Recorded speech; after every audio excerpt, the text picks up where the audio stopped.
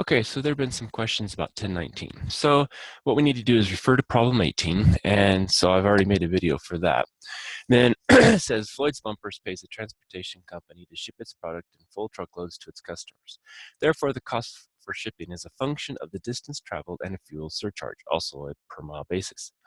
The cost per mile is $2.42, and the fuel charge is 56 cents per mile. The Floyd Maze contains data for shipments for the month of May.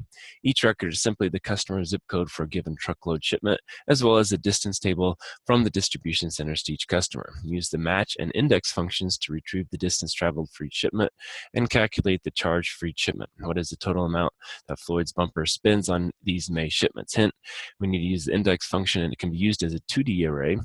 And so that kind of explains that here. So really what we need here is the Floyd Maze spreadsheet. And first thing you do is this is given to you in this file, but you need to finish this out like I show in 10.18 video.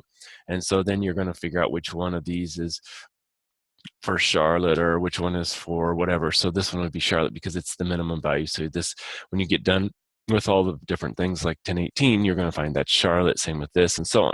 So that's going to be your first step.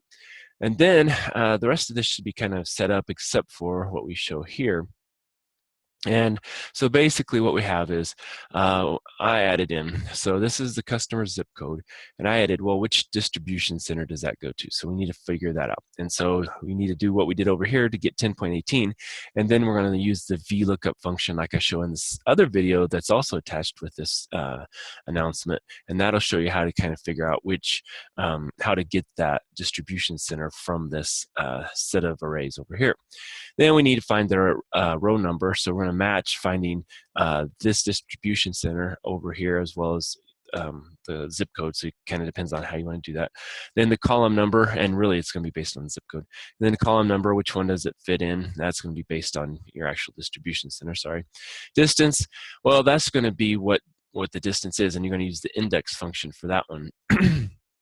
And then once you find that distance, that's really going to be the final thing you need to do, because then cost is just going to be this distance times the quantity, that plus that, and that's going to be what you get for the cost. And then for the question, it says, what is the total cost? Well, then you just sum this column together, and that's going to be your total cost.